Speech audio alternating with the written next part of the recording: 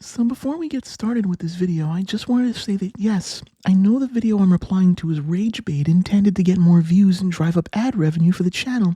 That's why I'm not linking back to the original, but you could search for it and find it yourself. Today's video sets up and knocks down more strawmen than Jordan Peterson has in his entire lifetime. I'd call it the argument from consciousness, but really, this is an argument from strawman. Let's talk about something so obvious we miss how weird it really is. You're conscious. You're not just reacting to stuff like a rock rolling downhill. You're aware. You experience the world. You think about your future. You worry about finals. You wonder whether this video will change your mind. You know that you're you. But that's not weird at all. What the presenter here is describing isn't weird. It's the common experience we all have of our combined life experiences. Everyone has that. Calling that weird is just poisoning the well. Also, we are just reacting to stuff. The things we do, what we feel, how we act, is all based on past events that happened or influenced us. We might not just be rolling down a hill, and our collective experiences may be extremely complicated in comparison, but fundamentally, our reactions are a physical process that happens. According to atheistic naturalism, none of this was supposed to happen. So, if atheistic naturalism is the worldview that the natural physical universe is all that exists and everything, including consciousness, morality, and meaning, can be explained through natural processes without invoking any supernatural beings or deities, then it says no such thing about what is or is not supposed to happen. This is such a dishonest portrayal of what naturalism is that I don't even know where to begin. Look, since we exist and we describe ourselves as being conscious and we are natural, then it follows that naturalism says we should exist with consciousness. The presenter here extremely dishonestly begins by portraying a horrible strawman argument of what naturalism is by framing it as being in some kind of superstate of existential crisis. We exist, we are conscious, yet the worldview somehow says we shouldn't exist with consciousness? No. That is just silly. On naturalism, everything starts from unconscious matter, just particles bouncing around in a godless void. That's the foundation. No mind, no meaning, no purpose, just atoms and physics. The presenter is correct in that naturalism begins with the foundation of matter, energy, and physical laws, but that doesn't imply that it's just meaningless particles. This framing smuggles in a value judgment about what a foundation ought to look like. In naturalism, complex phenomena like minds, meaning, and purpose emerge from interactions within that foundation, just like weather emerges from thermodynamics or life from chemistry. Starting from unconscious matter doesn't devalue what emerges any more than the fact that music starts from vibrations devalues a symphony. So here's the question. Why would that kind of universe randomly cough up you? Consciousness isn't just one more physical process to throw under a microscope. It's not like digestion or photosynthesis. It's first-person experience. The idea that consciousness is somehow fundamentally unlike all other physical processes ignores what we've actually learned from neuroscience. We know empirically that damage to specific regions of the brain alters memory, perception, emotion, and even self-awareness, all properties of what one might refer to as part of our consciousness. Stimulating certain brain areas can produce vivid experiences, shutting down others can erase them. Consciousness may feel like a first-person experience from the inside of your own mind, but from the outside we can trace, measure, and even manipulate it in physical terms. Now that doesn't mean we have a full working theory of what consciousness is exactly, but it does mean consciousness is not unknowable and beyond scientific inquiry. The totality of consciousness is already under the microscope, and we're actively prodding it. And no matter how many neurons you map or circuits you model, you'll never get I feel sad or I love my mom out of electricity. There is a huge chasm between firing neurons and feeling anything at all. The so-called chasm between neural activity and felt experience isn't as wide or as mysterious as the presenter makes it out to be. We've already mapped emotional experiences like sadness, joy, love, and fear to distinct, observable patterns of brain activity. Damage to the amygdala can blunt fear, stimulation of the posterior medial hypothalamus can induce rage, oxytocin release affects bonding and maternal love. You can get "I love my mom" out of electricity because those feelings emerge from the structure and function of physical systems. In fact, in 2017, Parvizi et al. Electrically stimulated the right anterior insula and reliably induced a presence hallucination, an unmistakably first-person experience demonstrated in causal sufficiency. The gap isn't unbridgeable. It's just wide enough to demand science, not mysticism, answer it. The only real chasm here is between what feels intuitively mysterious and what is demonstrably true. Even atheist philosophers admit this is a massive problem. Colin McGinn famously asked, "How did evolution convert the water of biological tissue into the wine of consciousness?" The dishonesty is ripe today with this video. A classic appeal to authority by quote-mining McGinn, who is known for Mysterianism, not a denial of physicalism. Quoting Colin McGinn here doesn't help the argument as much as the presenter would like to dishonestly make it seem. In this quote, McGinn isn't denying that consciousness arises from the brain.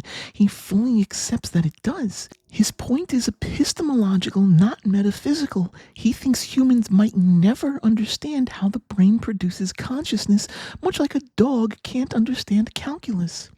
That's called Mysterianism, and it's a statement about the limits of human understanding, not evidence of a supernatural gap. So yes, he's an atheist.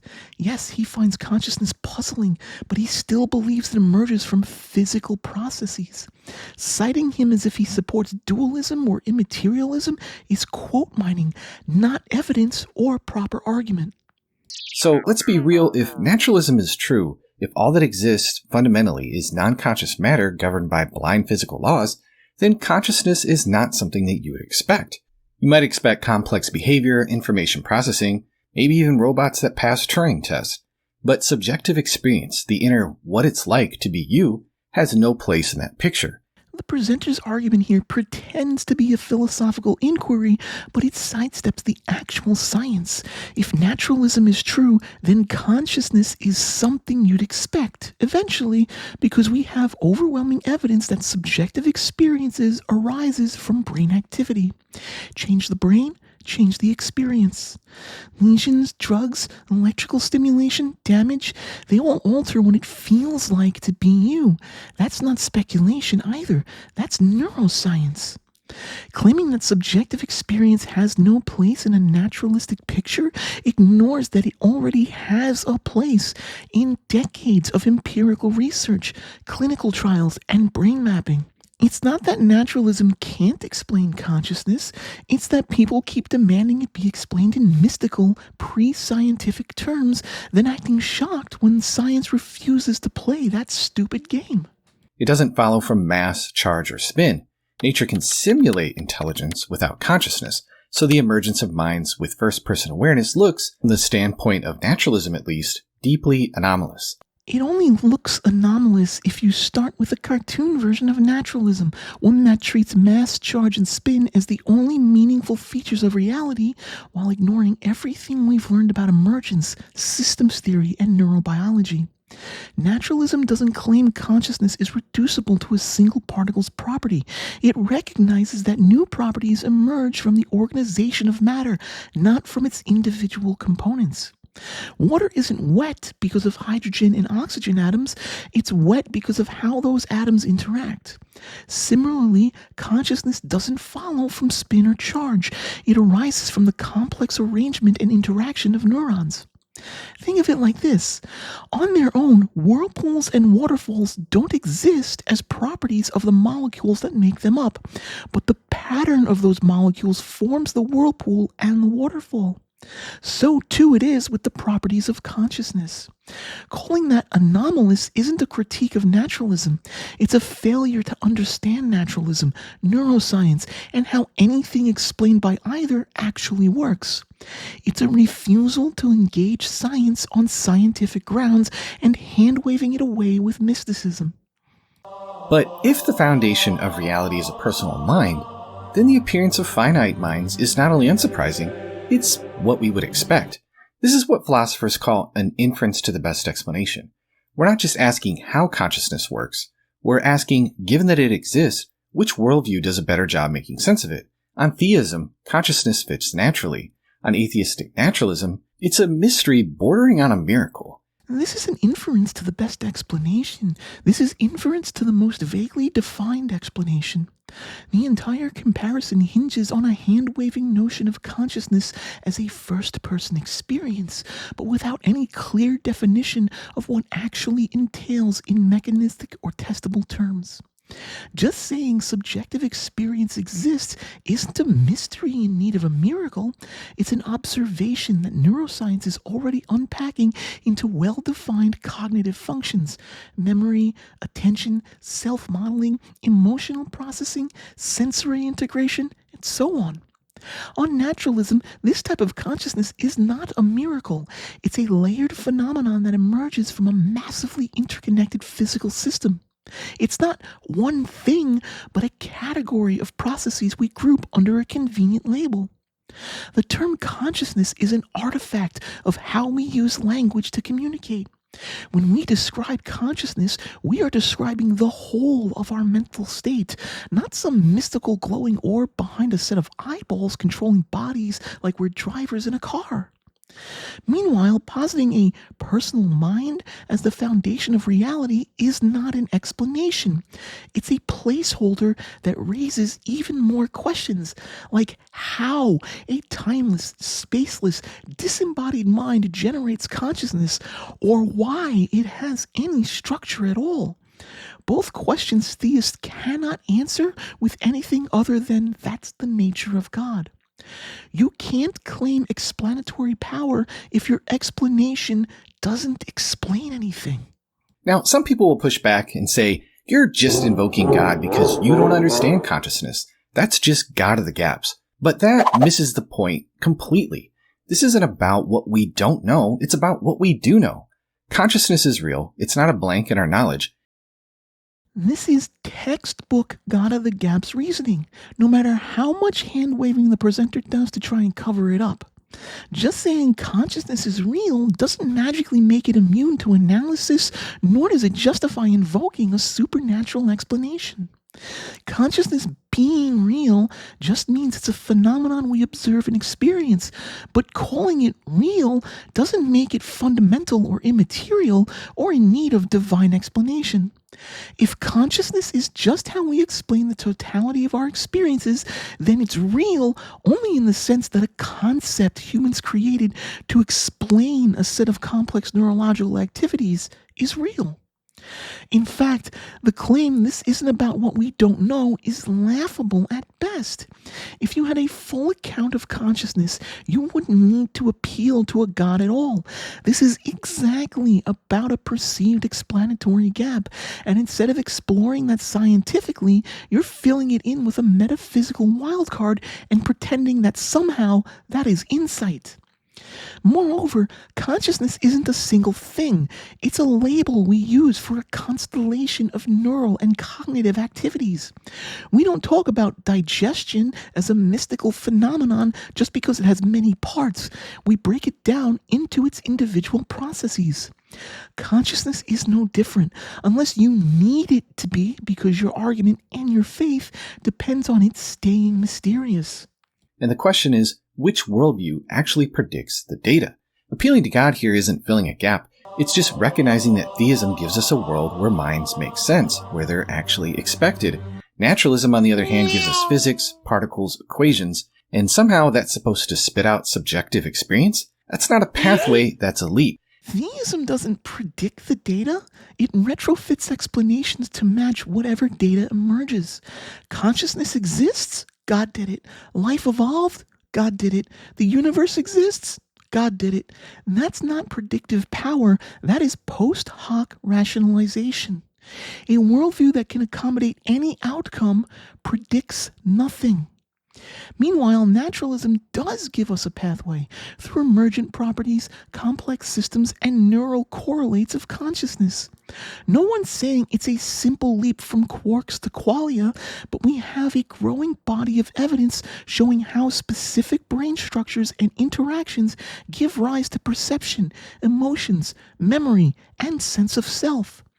That is a pathway, and it's testable, falsifiable, and grounded in real-world data.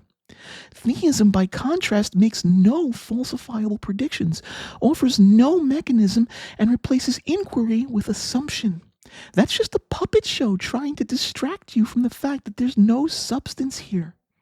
And while critics throw around God of the gaps, they quietly lean on their own version. Naturalism of the gaps. They have no mechanism, no model, just blind faith that science will one day stumble into a solution. Calling this naturalism of the gaps fundamentally misunderstands how science works. The difference is simple. Science admits when it doesn't fully know something and then investigates it. The gaps in scientific knowledge are temporary, subject to refinement through observation, testing, and falsification. And in the case of consciousness, those gaps are narrowing rapidly. We've already demonstrated repeatedly that we can alter subjective experience through physical intervention, electrical stimulation, pharmaceuticals, trauma, or even targeted transcranial magnetic pulses to induce religious experiences. Heck, Neuralink exists in early safety trials because of the scientific method, not because God declared it to be so. That's not blind faith, that's reproducible, observable progress. By contrast, invoking God doesn't fill any gaps with understanding. It just stops the inquiry with a story. God did it, explains nothing, predicts nothing, and can't be tested. It offers no path to further understanding or improving the lives of humans or the human condition. It merely hand-waves away complex and difficult questions that theists would rather not ask because removing the mystery behind how our brain works makes them feel uncomfortable. This isn't stumbling into a solution. This is a slow, methodological process that takes time and energy to unravel these complex things and form valid theories of how things actually work. Now, let's map out some of the main options. First, there's reductive materialism that says consciousness just is brain activity. Neurons fire and poof, experience. But that's just correlation masquerading as explanation. Why should electricity be conscious of anything? Why isn't your brain just a cold, unconscious calculator? This is a gross misrepresentation of reductive materialism bordering on intellectual dishonesty. No one in neuroscience or philosophy says neurons fire and poof experience. That is a straw man. What reductive materialists actually say is that consciousness is what certain complex arrangements of physical processes feel like from the inside. It's not just electricity that matters, it's organized patterns of electrochemical signaling in a massively parallel, recursive, self-modeling system. You're not conscious because electricity is magic. You're conscious because your brain isn't a toaster. It's a biological organ evolved to integrate information, process inputs, predict outcomes, and reflect on itself. Asking, why isn't your brain just a cold, unconscious calculator, assumes that's all it can be under reductive materialism. But we know from experience and evidence that brains aren't just calculators. We don't guess that consciousness arises from brains. We observe it, manipulate it, and disrupt it through physical intervention. That's not correlation pretending to be explanation. That's explanation in progress with empirical evidence at its core. Strong emergence says consciousness pops out when matter gets complex enough, but that just labels the problem without solving it. Why does complexity create awareness at all? And if it adds something new, like mental properties with causal power, then you've left physicalism behind. This is yet another shallow strawman dismissal disguised as philosophical critique.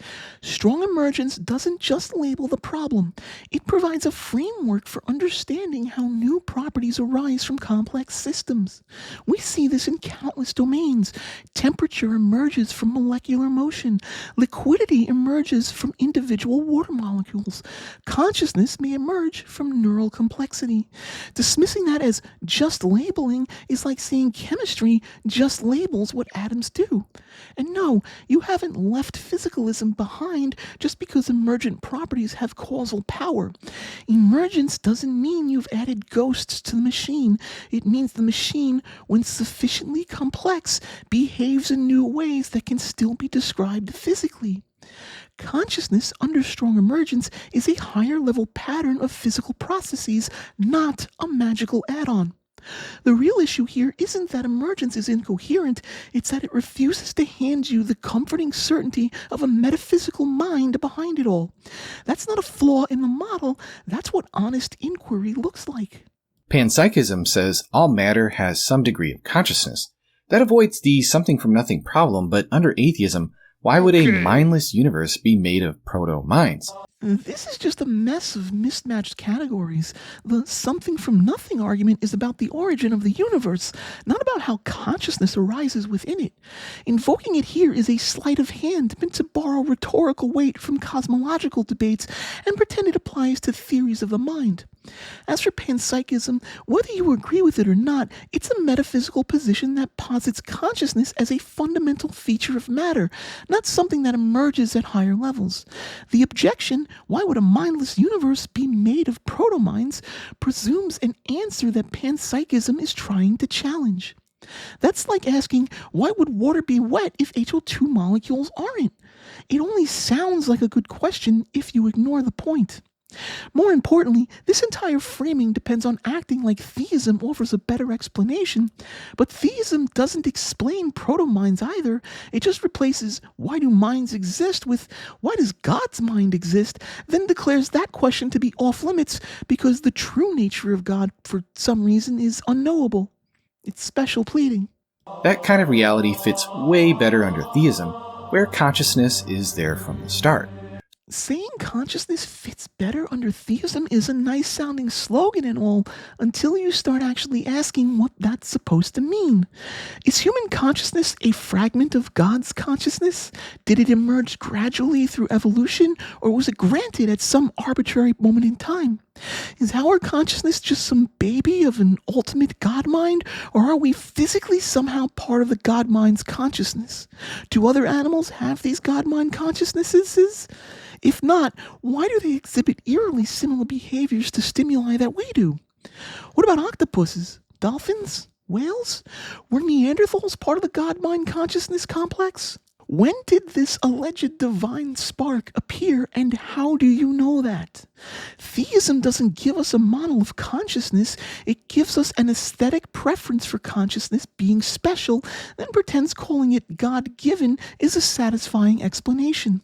But once you start poking at it, the questions multiply and the answers evaporate. You've replaced the so-called mystery of the mind with an even bigger one. How does a timeless, spaceless, all-knowing, all-powerful, disembodied, eternal, and yet still somehow timeless mind create billions of fragmented minds inside squishy carbon-based life forms? Until those questions are answered, or hell, at this point I'll even accept acknowledged, because theists won't even acknowledge these are unresolved and unresolvable questions, the claim that theism explains consciousness is just metaphysical fan fiction. So when you're comparing worldviews, the one that makes the data more probable is the better explanation. And when it comes to consciousness, theism just isn't a placeholder. It's the best match. Claiming theism is the best match for consciousness only works if you ignore the fact that it explains nothing, predicts nothing, and can't even define what it's actually claiming. The entire argument is built on a one-sided demolition of alternative views, materialism, emergence, panpsychism, none of which were honestly represented here. Then, with no mechanism, no model, and no evidence, theism declares God did it as the superior answer. But explanation isn't just about what feels right, it's about clarity, testability, and predictive power. Theism offers none of that. It's just a metaphysical shrug dressed up as insight. Meanwhile, naturalism, imperfect as it is, has already mapped consciousness to brain functions, altered it through neurosurgery and pharmacology, and continues to build falsifiable models. That's how science works. That's how real progress is made. Theism isn't the best match, it's the lowest effort match. All vibes, no rigor. If you appreciate rigor over vibes, give me a like, comment, let me know what you thought about this video, subscribe and hit the bell, and I'll see you next time. Peace.